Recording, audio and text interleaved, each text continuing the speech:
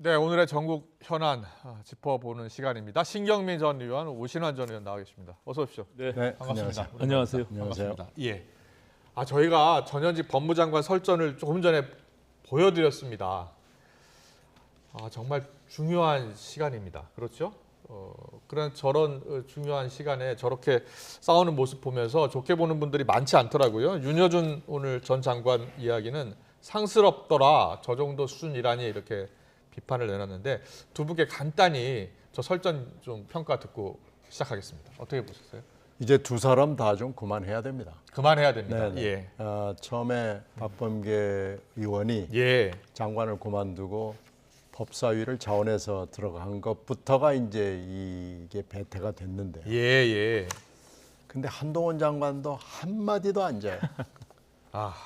그래서 이 두 사람이 그냥 만나기만 하면 으르렁대고 금방 봤던 것이 지금 매번 법사위가 열릴 때 또는 대정부 질문이 열릴 때마다 되풀이 되는데 예. 처음에는 아마 좀 양 진영의 쪽 사람들이 서로 잘한다고 박 전 장관이나 한 장관에 대해서 박수를 보냈을 거예요. 예. 이제는 예. 양 진영 다 피곤하고 그러니까요. 네. 이제는 좀 두 분 다 자제하기를 권합니다. 네, 현안을 놓고 좋은 정책, 질문, 답변 나오기를 정말 기대하겠습니다. 오신환 의원은 어떻게 보셨어요? 제가 이곳 오기 전에 여의도 국회 앞에서 왔는데요. 네. 국회 앞에 보니까 뭐 수해 복구 최선을 다하겠다. 예. 그리고 민생의 최우선 뭐 이런 현수막이 붙어 있더라고요. 양당 모두가. 네. 사실은 수해 이후에 어렵게 이제 상임위가 열린 거잖아요. 예. 저런 모습들 보고 사실 국민들이 눈살을 찌푸릴 수밖에 없겠다. 그리고 저는 제가 19, 20대 때 법사위에서 의정 활동을 했는데 전현직 법무부 장관이 저렇게 충돌하는 모습들이 또 국민들은 비아냥거림이 이기는지 호통치는 게 이기는지 그걸 지켜보는 것으로 지금 보고 있더라고요. 그래서 이제 저런 모습들이 결코 아무런 도움이 안 된다. 국회의 정치 불신을 더 가중시키는 측면이 있기 때문에 조금은 양쪽 모두가 좀 자중하는 것이 좋겠다 이렇게 생각이 듭니다. 알겠습니다. 잘 들었습니다. 국토위 현안 질의, 어제 법사위 현안 질의였고요. 국토위 현안 질의 때는 오늘 새벽까지 이어졌습니다만 서울 양평 고속도로 문제가 이슈였습니다. 그런데 이 양평 고속도로 이슈요, 신경민 의원님. 이제 그 종점 변경 때문에 문제가 됐고 거기 김건희 여사 땅들이 좀 있다. 그것 때문에 이게 특혜 아니냐라는 주장입니다. 야당의 주장이고요. 여당은 절대 아니라는 주장이고. 그런데 같은 여러 문건을 보고도 해석이 다르더라고요. 그렇죠. 뭐가 진실인지 모르겠어요. 지금 뭐 문건을 가지고 서로 싸우는 것도 이제 한계에 봉착했다는 게 어저께 뭐 오늘 새벽까지 했으니까 뭐 어제 오늘에 걸친 상임위원회에서 국민들이 보고 판단하는 내용일 겁니다. 이제 문건을 뭐 전면 공개를 했다고 그러는데 또 문건이 뭐 안 나온 것도 있고 없다고 그러는 것이 있기도 하고 수정이 된 것도 있고 뭐 왜곡이 된 것도 있고 그래서 문건의 싸움도 일단 어저께부로 한계에 봉착했다는 것이 뭐 분명해졌고요. 이제는 오리무중으로 들어갔어요. 그래서 이제 국정조사 이제 오늘은 국정조사로 간다. 국정조사 요구 제출됐죠. 제출됐죠. 그래서 그 전에 아마 국정감사가 또 이제 바로 또 시작이 돼. 국정감사 자료 요구를 8월부터 시작하거든요. 그렇군요. 9월 국정감사 말씀하시는 겁니다. 그러면 이제 그 자료들이 또 흘러나오기 시작하면 또 싸움이 시작될 거고요. 그래서 조사, 감사, 수사 그래가지고 이제는 지리한 공방으로 이제 2라운드가 다시 시작이 되는 것이 어저께 사실 상임위원회의 결론입니다. 그렇군요. 오신환 전 의원 오랜만에 나오셨으니까요. 이 서울 양평 고속도로 혹시 추진되고 있었다는 사실은 아셨습니까? 저는 이 언론에 나오기 전까지는 몰랐습니다. 몰랐죠. 이 사안이 불거지기 전까지. 그런데 종점이 언제 어떻게 왜 바뀌었는지 이게 지금 쟁점인데 혹시 파악하셨어요? 저도 뭐 깊이 있게 들여다보진 못했지만 어떤 자료를 근거로 해서요. 다만 지금 민주당이 의혹을 제기하는 부분들은 사실은 그 진실 공방에 대한 것은 온데간데 없고 사실 원희룡 장관의 이제 잠정 중단 또 민주당에서 봤을 때는 뭐 백지화 이런 공방으로 인해서 어제 상임위가 거의 파행 수준으로 갔던 모습을 봤잖아요. 예. 그래서 이게 사실상 민주당에서 명확하게 어떤 근거나 네. 내용들을 축적하고 필요에 따라서는 뭐 수사를 통해서 밝혀질 수밖에 없는 그런 과정에까지 가지 않았나. 이게 예. 그냥 말로 서로 저렇게 공방을 해가지고는 예. 어느 국민 누구도 저것을 제대로 판단하기는 지금 어려운 상황이 돼버린 것 같아요. 네. 그래서 어떻게 풀어야 될 것 같습니까? 저는 뭐 지금 이게 총선을 앞두고 있는 상황에서 네. 특히 이 국민의힘의 약한 골이라고 생각하는 김건희 여사를 네. 민주당에서는 계속 놓지 않으려고 하는 저런 정치적인 뭐 공방이 계속 될 것으로 보는데요. 네. 앞서 말씀드린 대로 국회는 조금 이제 저 신경민 의원님 말씀처럼 네. 국정감사도 앞두고 있고 예. 또 하반기에 정례회를 통해서 내년도 예산도 이제 준비해야 되는 그런 과정이기 때문에 좀 국회의 본연의 임무에 좀 충실하면서 네. 필요에 따라서는 뭐 수사를 통해서 진실을 밝히는 것이 저는 마땅하지 않을까 이렇게 봅니다. 예, 야당의 국정조사 요구는 어떻게 생각하세요? 저것도 분명히 뭐 저희도 국정조사를 여러 차례 해봤지만 네. 저기서 진실을 밝히기는 좀 난무하고요. 네. 제가 봐서는 국정조사가 쉽게 또 받아들여질 것 같지도 않고 이런 여러 가지 또 정치적인 공방들이 지리하게 계속될 것 같다 이렇게 판단이 듭니다. 예. 알겠습니다. 앞서 두 법무장관, 전현직 법무장관 설전 이야기 해드렸는데 그 설전의 내용을 좀 더 구체적으로 들어가 보면요. 두 가지가 나옵니다. 먼저 대통령 장모 최은순 씨 구속에 대해서 대통령실이 입장을 밝히지 않으니까 한동훈 장관 보고 입장을 밝히라고 했던 거예요. 그 부분에 대해서 물어보겠습니다. 대통령실이 이 대통령 장모 최은순 씨 구속 수감, 그러니까 2심에서 징역 1년 선고받고 바로 법정 구속됐잖아요. 여기에 대한 입장을 아직 밝히지 않고 있거든요. 대통령실이요. 예. 유리한 것은 밝히고 불리한 것은 함구해요. 그러면은 이번에 헌법재판소 이상민 장관에 대한 탄핵 기각 결정이 나왔을 때는 아무 얘기 안 해야 됩니다. 예. 이것도 사실은 사법적 판단이잖아요. 네, 네. 근데 또 그건 또 뭐라고 코멘트를 해요. 정식으로 나왔어요. 예. 근데 국민들이 진짜 지금 듣고 싶은 얘기는 장모 법정 구속에 대한 그걸 듣고 싶을 거예요. 예, 도대체 예. 대통령은 이 부분에 대해서 어떤 생각을 갖고 있을까라는 것이 아마 국민들이 아주 듣고 싶어하는 그 코멘트 중에 하나인데 네. 이건 또 조용해요. 예. 그리고 명품 관광에 대해서도 듣고 싶을 거예요. 근데 이제 그건 전략적으로 아마 예. 침묵을 유지한 것으로 보이는데요. 그러면은 하려면 다 하든지 예. 안 하려면 다 안 하든지 둘 중에 하나를 택해야 되는데 유리하면 하고 예. 불리하면 안 하는 내로남불의 전형적인 거죠. 그러니까 이 대목에 대해서 지금 네. 박범계 의원이 파고 들어간 거죠. 이걸 예. 그러면 대통령실은 못 하겠으니 그래 법무장관 당신이라도 좀 해보시오라고 얘기를 한 거죠. 네. 그랬더니 한동훈 장관이 지금은 재판 중이다라고 하면서 꺼낸 이야기 바로 부지사 이화영 전 부지사 이야기를 꺼낸 거예요. 거기에 앞서서 먼저 대통령실이 입장을 밝히지 않는 거에 대한 생각은 어떠세요? 저는 이제 장모 최은순 씨의 사건은 조금 결이 다른 것이요. 결이 다르다. 사실은 대선 과정에서도 저게 계속 진행돼 왔던 것이고 예. 그 사법적인 조치들이 계속 이루어져 왔던 겁니다. 그리고 대통령이 그 지금 김건희 여사와 결혼하기 전에 이미 그런 사안들이 발생했고 예. 대통령이 된 이후에 권력에 기반한 무슨 이게 그런 사건들이 아니기 때문에 예. 굳이 대통령실에서 나서서 그 부분에 대해서 언급하는 것 자체가 저는 좀 적절치 않다라고 생각을 하고요. 네.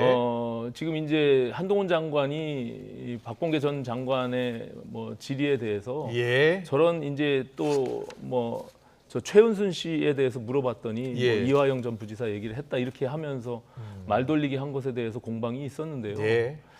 어쨌든 앞서 저희가 처음에 말씀드린 대로 예. 두 전현직 장관들의 저런 뭐 주고받는 말이 예. 굉장히 좀 소모적이고 좀 불필요한 말들이 아닌가. 굳이 네.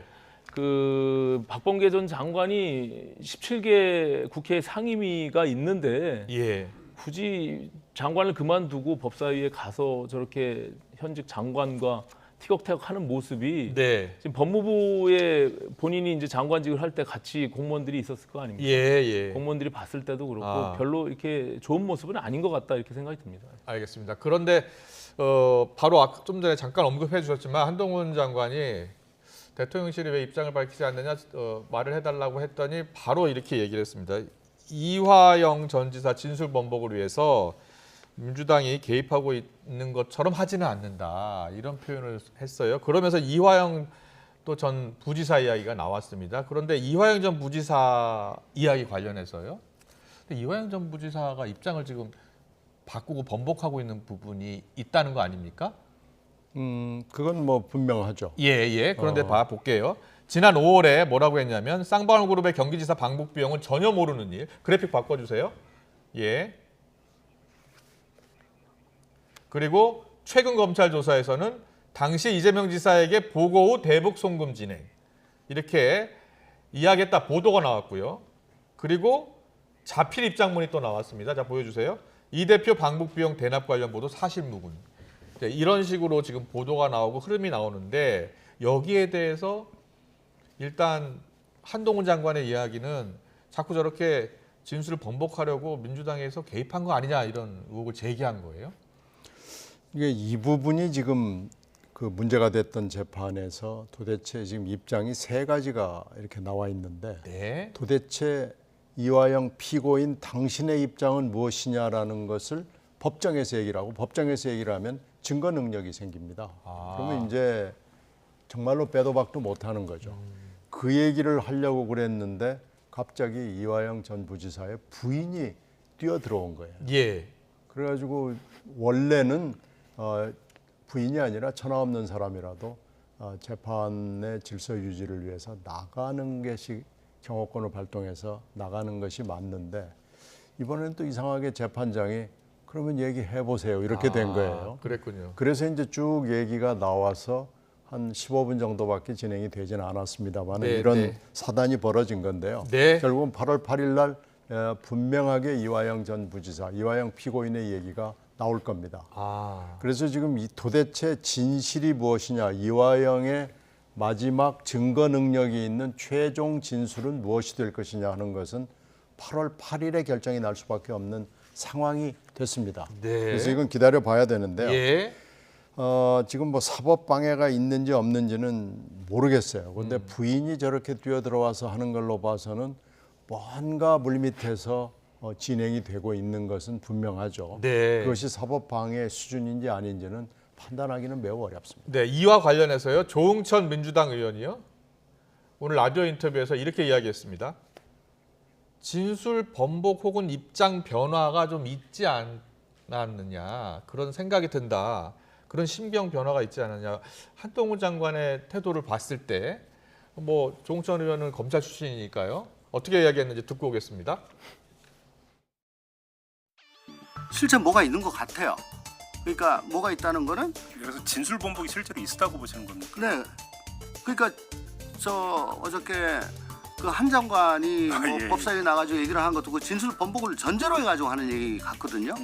그리고 우리 당에서 지금 화들짝 놀라가지고 이렇게 하는 것도 진술 번복 혹은 입장 변화, 신경 변화가 있었기 때문에 저런 것 같고요.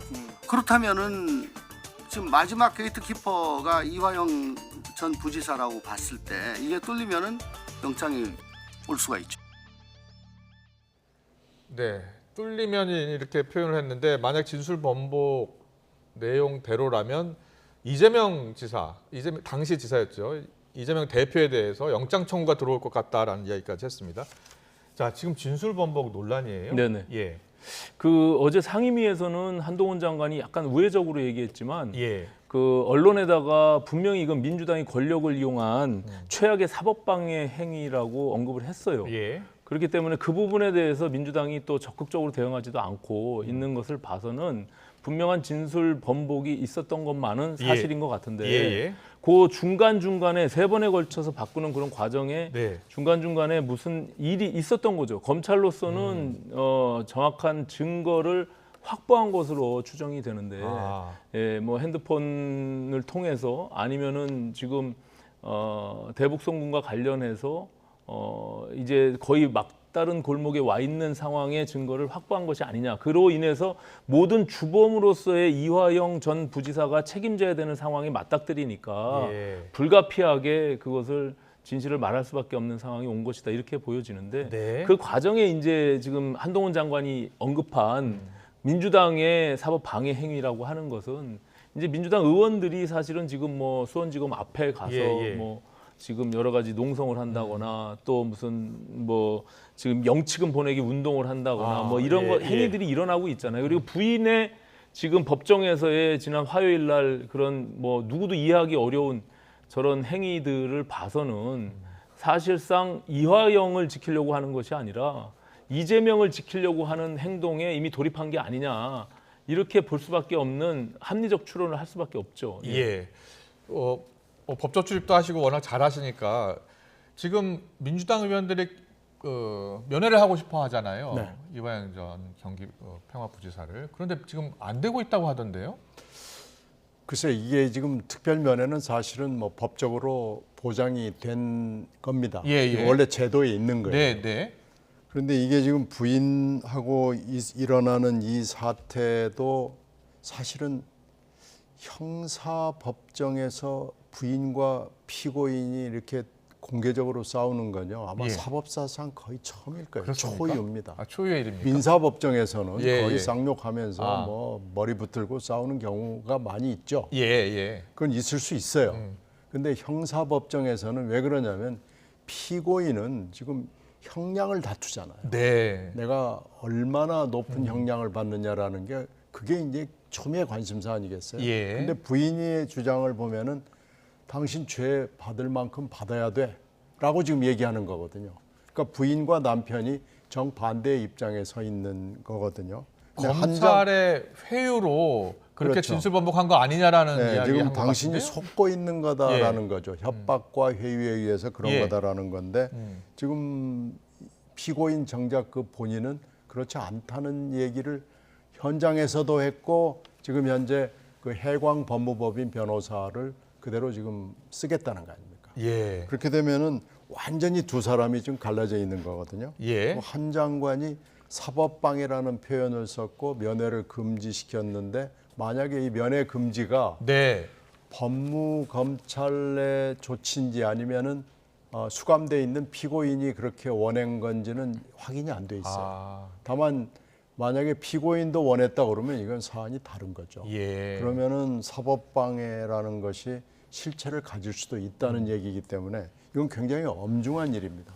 앞서 저 민주당 의원분들 우리 저희 전뉴스 프로그램에 출연을 해서 말씀하시는 이야기 들어보면 영장 청구 가능성이 언제든 들어올 가능성이 있다 이렇게 보고 있다고 하는데 맞습니까? 그렇죠. 지금 이렇게 되면은 예.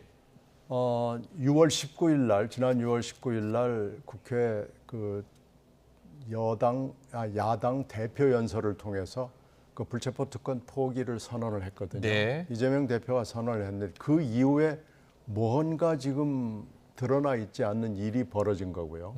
이렇게 되면은 8월 중에 뭔가 영장 내지는 뭔가 하여튼 사법적으로 큰 매듭이 지어질 수 있는 큰 일이 벌어질 수밖에 없다라는 것이 눈앞에 보여요. 네. 그렇게 되면은 지금 예상되는 것은 영장인데 다만 선택할 수 있는 것은 회기 중에 들어올 거냐 아니면 중간에 비는 비회기 중에 들어올 거냐라는 선택을 법무부와 검찰이 할 걸로 판단이 돼서 네. 지금 상황이 유동적인 것은 저는 비회기 중에 그거밖에 만약에 영장을 청구한다면은요. 뭐 불체포 특권 그 관련해서 투표할 필요도 없고 바로 이제 법원에 가서 그건 영장 뭐, 실질심사 받으면 네, 되는 그건 거잖아요. 그냥 그대로 진행이 되는 거고요. 예. 회기 중에 들어온다고 그러면 이제 회기가 8월 하반기가 되면 되잖아요. 예. 회기 중에 들어온다 그러면은 이제 그 불체포 특권을 포기하는 것을 그러면 어떻게 정말로 포기를 할 것이냐 그 방법을 놓고 또 여러 가지 얘기들을 할 수밖에 없는 상황입니다. 회기 중에는 어떤 방법이 있을 수 있어요? 이런 방법이 있죠. 만약에 진짜로 이재명 대표가 나 진짜 그 6월 19일 날 얘기했던 대로 했다오 그러면은 의원들이 다 가서 가결로 하는 거죠. 예. 영장 실질심사 받도록. 네, 그렇죠. 예. 다른 방법이 있습니까? 회기 중에 들어온다면? 없습니다. 없죠. 예. 알겠습니다. 혹시 관련해서 하신 말씀 있어요? 예, 뭐 제가 봐서는 한편으로는 민주당이 지금 친명과 비명의 어떤 갈등 구조 속에서 네. 스스로 해결하지 못하는 측면들이 영장이 들어오길 바라는 것도 있는 것 같아요. 제가 볼 때. 예, 그걸로 어떻게요? 인해서 뭔가 해소하거나 돌파구를 마련해 보려고 하는 것 같은데 예. 검찰로서도 확실한 증거 없이 섣불리 영장 청구를 저는 쉽게 하기는 어렵다. 아. 예, 어떤 야당의 당 대표고 예, 예. 그리고 이것이 하루 이틀의 문제가 아니잖아요. 그리고 이미 다른 사안으로도 지금 이재명 대표는 지금 조사를 받고 있는 상황에서 예.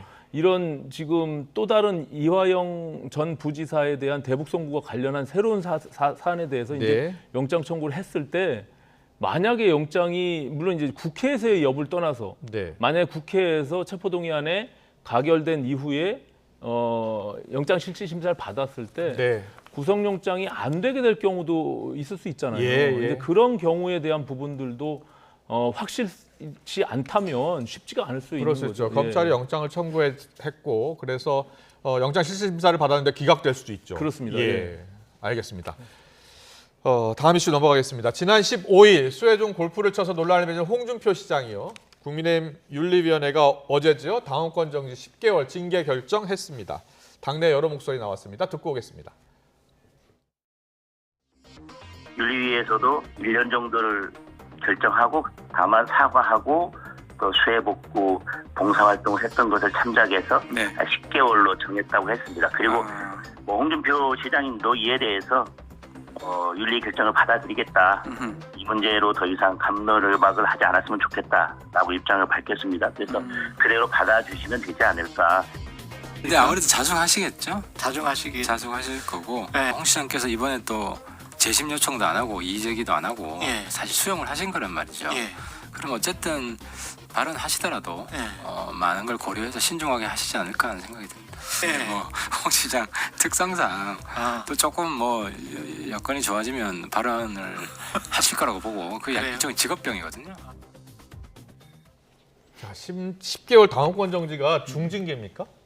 중징계라고 봐야죠. 예. 예. 그 어쨌든 현직 시장이고 대구 시장이고 또 당의 대선 주자였잖아요. 네, 그런 네. 측면에서 어쨌든 이걸 엄중한 사안으로 봤고 또 예. 국민들한테 미치는 당의 이미지에 큰 훼손이 된 측면이 있고 예. 당내 여론이 그렇게 썩 좋지가 않았어요. 예. 그렇기 때문에 저는 뭐 여러 가지 정무적 판단들을 포함해서 예, 이제 내년 총선이라는 것을 염두에 둔 측면이 분명히 있는 것 같고요. 예. 그래서 적정한 시기를 선택한 것이 10개월이 아닌가 저는 이렇게 봅니다. 예.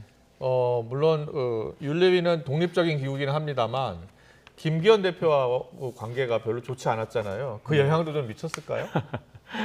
뭐 그것까지는 제가 알 수 예, 없지만 예, 윤리위도 어쨌든 당내 조직이고 기구니까 예. 여러 가지 정치적인 사안들 또 정무적 판단들을 완전 배제하기는 어렵다. 네. 저는 이렇게 보여집니다. 예. 그렇군요. 신경민 의원은 뭐 잘 아시니까 홍준표 대표 지금 10개월 네. 당원권 정지 10개월 중징계 어떻게 보셨고 그리고 원래 김기현 대표하고 원래는 좀 친했던 분이요 아니었습니까? 그건 뭐 옛날 얘기고요. 예, 지금은 뭐 사이가 별로 안 좋은 것 같기도 하고. 지금은 뭐 별로 안 좋은 정도가 아니고 예, 매우 안 매우 안 좋은 좋습니까? 것 같고요. 예, 김기현 대표나 용산의 입장에서 봤을 때는 네, 벼르고 있었는데 잘 됐다 하는 느낌이 들 거예요. 그렇습니까? 그래서 1년 확 때려야 되는데 네. 10개월로 뭐 2달 사과했고 봉사하니까 2달 빼줬다는데 그건 의미가 별로 없고 네. 총선 때까지는 좀 가만히 있어줬으면 좋겠다는 생각이 굉장히 강한 것 같고요. 예, 이재호 전 의원, 전 장관 같은 경우에는 공직을 줘서 지금 입을 다물게 했고 예. 홍준표 시장은 입을 다물게 이게 발언권 정지는 아니니까요. 그러니까요. 자동으로 들어갈 것 같습니까? 그러겠지만 뭐라고 하면 당원권 정지 중이니까 자숙하세요라고 얘기할 수 있는 충분한 정치적 근거가 법적 근거도 생겼고 그래서 네. 아마 좀 자숙을 안 할 거예요. 근데 자숙 안 할 텐데 예. 아마 10가지 발언하고 싶으면 한 서너 개는 빼겠죠. 그렇군요. 알겠습니다. 오늘 정치권 이슈는 여기까지 들어야 될 것 같습니다. 오신환 전 의원 오랜만에 나오셨고요. 신경미 전 의원과 함께했습니다. 잘 들었습니다. 네, 고맙습니다. 감사합니다.